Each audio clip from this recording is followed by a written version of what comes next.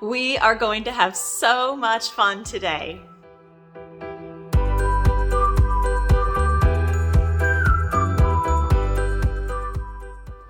Hello everyone, welcome back to my channel. It is so good to see you all. I hope this finds you well and happy and that everything is good in your world. Today we are going to be jumping into a really fun sewing project that I am very excited to share with y'all. I think you're going to enjoy this one.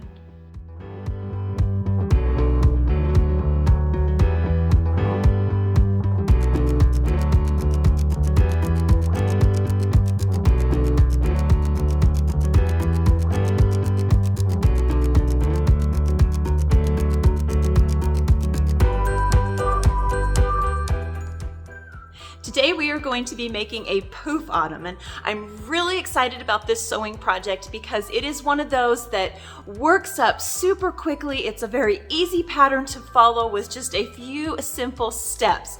So let's head on into the studio and whip up a fun Pouf Ottoman. For our project today, we're just going to need a few simple supplies.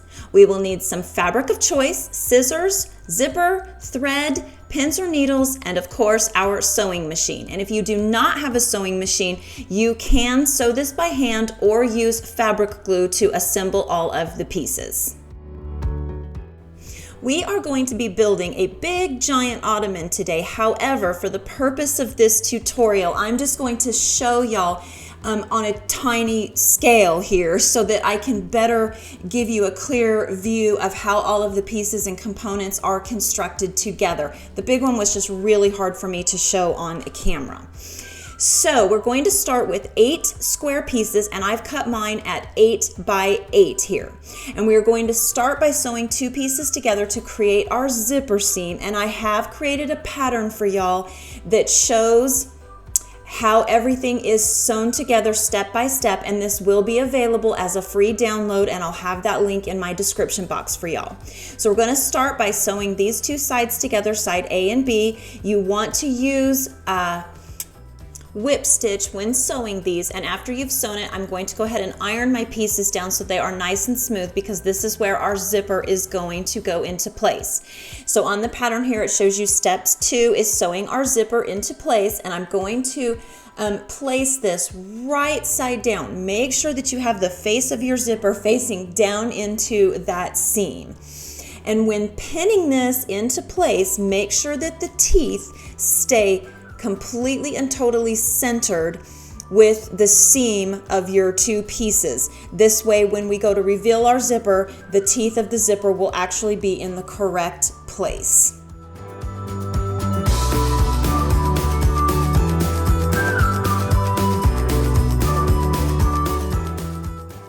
Now we can go ahead and sew our zipper into place here, and I am using number 2 stitch length on my machine. All of our machines are differently, so for each of us it's going to vary, but I am using a pretty short stitch length just to give this zipper lots of extra security and make sure it's going to stay put.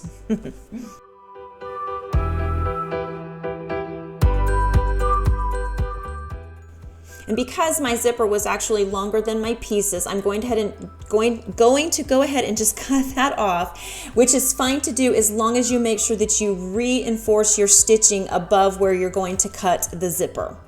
So now we'll go ahead and reveal our zipper. I'm just going to use my seam ripper here and just very carefully and gently go right down that whip stitch. And then voila, we will have our revealed zipper.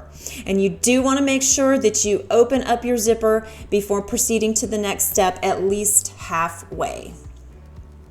One thing I do like to do though before I move on is open my zipper a couple of times just to make sure that it's working properly before proceeding on to the next step. So now that we have our zipper sewn into place, we can proceed with sewing the rest of our pieces together. So we're going to sew piece C to piece B as shown here in the pattern. And I hope this pattern is clear for y'all. I tried to make it as clear as I possibly could. So we're going to lay piece C onto piece B with right sides together, and then we will make a 1-inch seam allowance down this edge. Then we will proceed to sewing piece D to piece C in the same exact pattern by laying right sides together and then sewing a 1-inch seam allowance down the outer edge of that piece.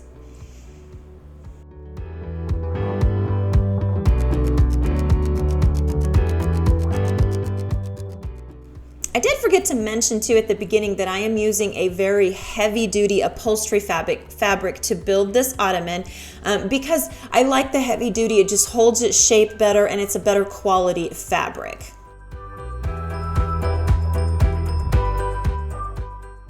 Now that we have our first 4 pieces sewn together, I am going to go ahead and iron these seams down. I like my seams to be nice and smooth to eliminate bulk to eliminate some of that bulk before I sew on my remaining pieces. So now we are going to sew piece E to piece C, just as I'm showing here. And again, make sure you have right sides down and that your stripes are all going in the same direction if you're using a patterned fabric like I am. So you can see here in step 5 that we're sewing E to C. And I am going to go ahead and pin these ones into place. I don't always pin my fabric, especially when working with this thicker fabric, because it has a tendency to stay put and not move around. But because this is being sewn sort of in the middle, like you can see here, I did go ahead and clip it. So this is what it should look like after you have that piece sewn into place. And now we will move on to step 6 by sewing piece F to piece C the exact same way we did that lower piece.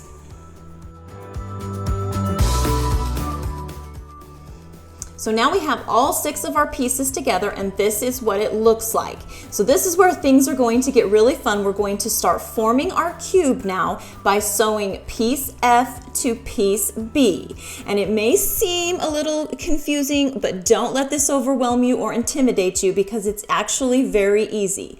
So we're just going to sew these edges together just like this. I'm just going to place them right sides together and make sure when you sew across this that you are sewing those corners from the previous piece below.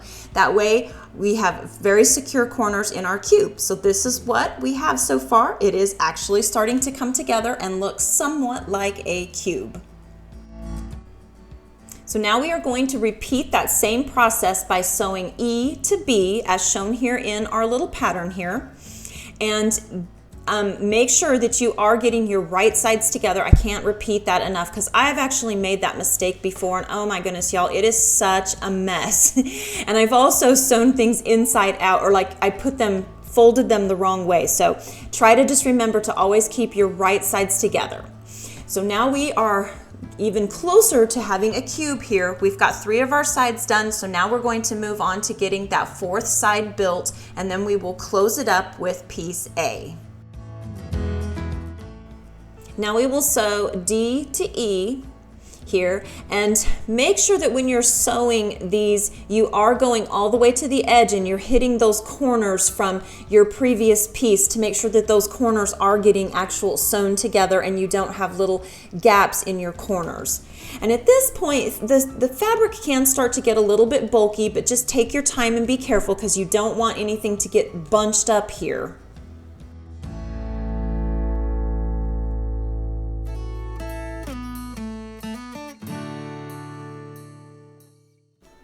Okay, you guys, we're getting so close to finishing this little cube. This is so exciting. I actually love this. This is a very satisfying project for me. So now we are going to go ahead and sew D to F, and that's going to actually have all of our sides and the bottom complete, and then that little piece A is going to be our final piece to sew together, and then we will have a completed cube.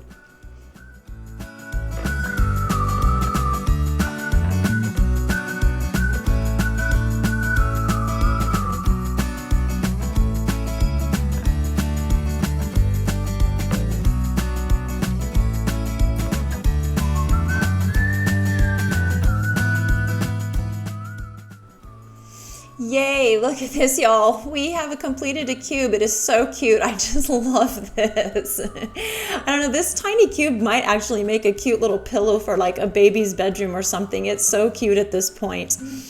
So at this point, what I like to do is go ahead and check all of my seams and all of my corners to make sure that everything is well sewn together and that we don't have any gaps or, little openings where we might have missed a stitch somewhere. So now we're going to go ahead and complete this by sewing our top piece, which is piece A, to all 4 sides. It'll get sewn to side E and side F and then side D all the way around. It was kind of hard for me to show that in the pattern, but you can kind of see what I'm doing here. I'm just going to piece them all together, and I do clip these. I did that off camera, but I do clip them all the way around. And make sure at this point that your zipper is unzipped so that when we need to turn it right side out, we won't have an issue.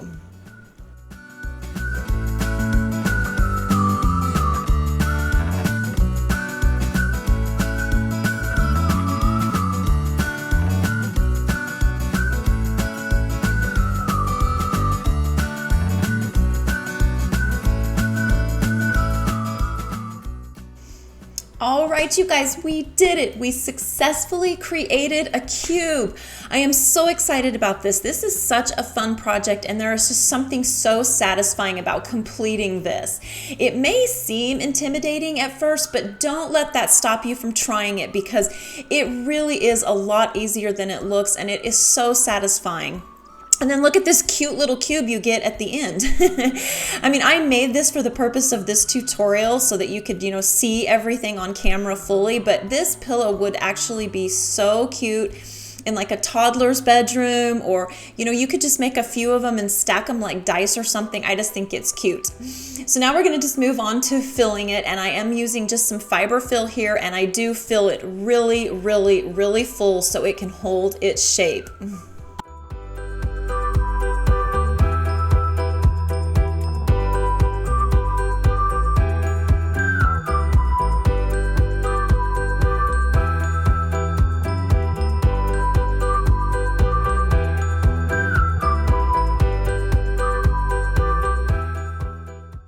So are y'all ready to do that all over again in a much bigger size? Okay, so here you're just gonna see me repeating every one of those steps again, because I'm going to make a great big giant ottoman this time. And so for this big one, I did use almost 2 yards of fabric, and I am using upholstery fabric that was 45 inches wide. So if you are going to recreate this, make sure you have plenty of fabric on hand. I cut all of my pieces for this one at 19 by 19 inch squares. And I did use a 22-inch zipper, which again was a little bit longer than what I needed, but you can cut your zippers and it doesn't hurt them one bit, as long as you make sure that you reinforce it really well at the bottom of the zipper where you're going to cut it, like you can see how I've done that here in this clip.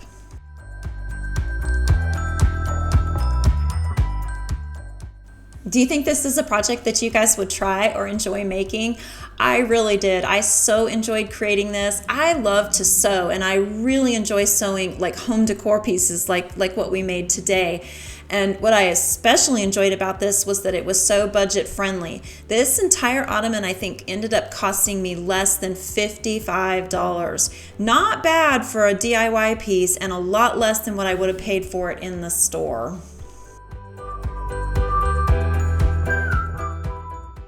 Here's a little recap on how all the pieces of this pattern went together, and don't forget that I will have this as a free downloadable pattern for y'all, and the link will be in my description box. Filling this up was super fun. It was a little bit messy, and it did take a tremendous amount of beanbag filler. I used 150 liters, and I will have a link in the description box for y'all for the beanbag filler that I used for this project. It was messy, but so much fun. And so we went from this little cube to the big cube, just like that. This turned out great. I really love it. What do y'all think? Did you guys enjoy this particular project? I feel like it turned out so good. I'm so pleased with it. And it was one of those projects that when I finished it, I just felt this sense of pride, like, oh my goodness, I made this with my own 2 hands. And I really especially enjoyed the budget-friendly aspect of creating this poof, because I know that you've seen these in the stores and they are so expensive. expensive. So I love that we were able to create this one on a super low, easy, budget-friendly project.